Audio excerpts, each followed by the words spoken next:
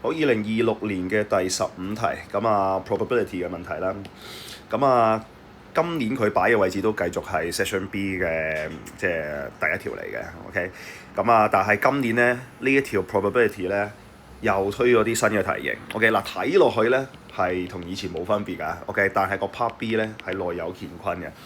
咁啊，陣間我哋會再睇。咁我哋先望咗條題目先啦。咁啊，佢話個back 入邊咧有11個波啦。咁11個波入邊咧，3個係紅色，3個係白色，5個係黑色嚟嘅。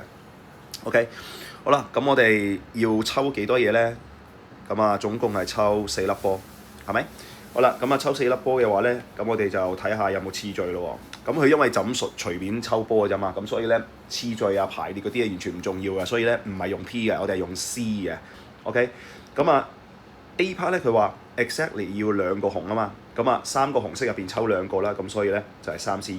咁未做完㗎，因為佢一共咧係要抽4個啊嘛，你而家淨係處理咗2個紅色啫嘛，咁所以咧我哋就要處理埋另外嗰2粒啦。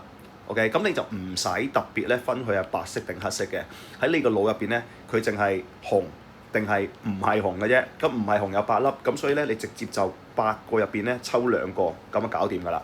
得唔得？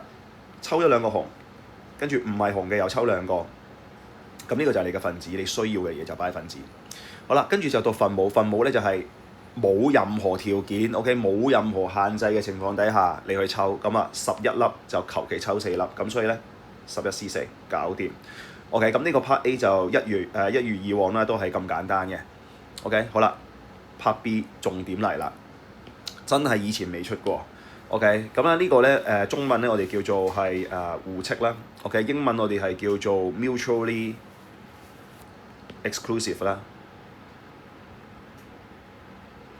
OK， 好啦，意思係乜嘢咧？即係話佢依家提出嘅嗰2個要求咧，其實係有啲重疊嘅地方，你係要減翻走㗎。如果唔係咧，佢 double count 咗㗎。OK， 咁你望下咧，2粒紅色，其實嗱2粒紅色同埋2粒白色咧，根本情況就一樣。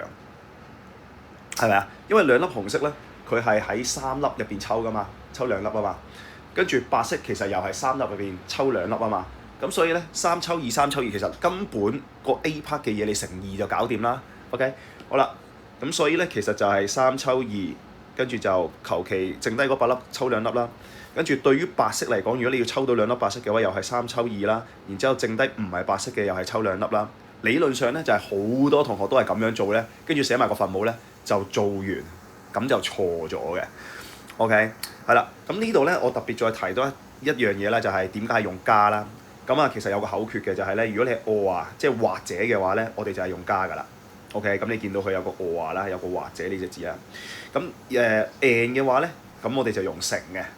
得唔得？即係2件事同時間發生，係必須要發生或者相繼發生嘅話咧，即係一件事接住另一件事一定要發生嘅話咧，咁呢個就係 and 嘅關係啦。咁我哋就用乘嘅。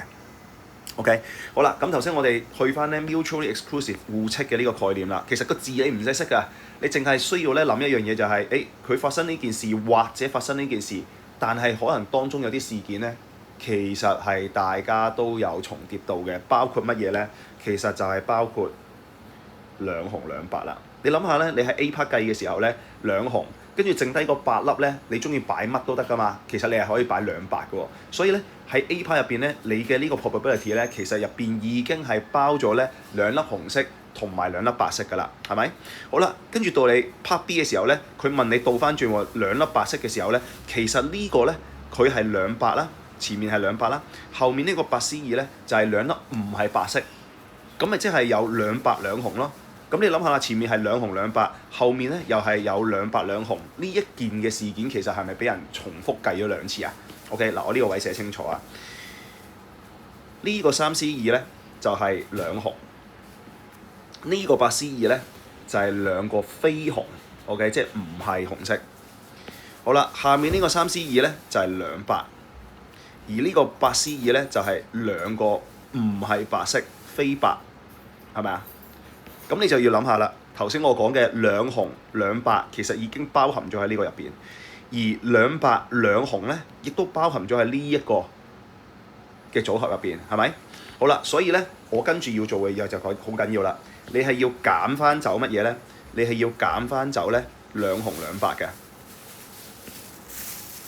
OK， 我要指明咧呢一個咧係兩紅同埋兩白，因為呢一件事件咧喺前面同埋中間咧俾人哋計咗兩次嘅。OK， 好啦，咁依家你就真係做完啦，呢個就係你嘅分子啦，一個完整嘅分子啦。OK， 而今屆應該係勁多人咧，淨係寫咗前面呢兩個紅色啫，冇減到後面呢個黑色嘅，因為從來呢10幾年嚟咧冇考過 mutually exclusive 互斥呢件事嘅。OK， 如果你有讀過 M1 嗰啲同學咧，可能會好啲。OK， 因為你經常會處理呢啲嘢。好啦，咁呢個分母係咩咧？冇分別，繼續係11C4。OK， 好啦，咁啊分母準備好，分子準備好，咁啊做完啦。咁今年其實你話運算難唔難咧？其實運算一啲都唔難，係個概念上難嘅啫。得唔得？個 concept 上你要知道有呢件事叫做互斥 mutually exclusive。OK， 咁就呢個第15題啦。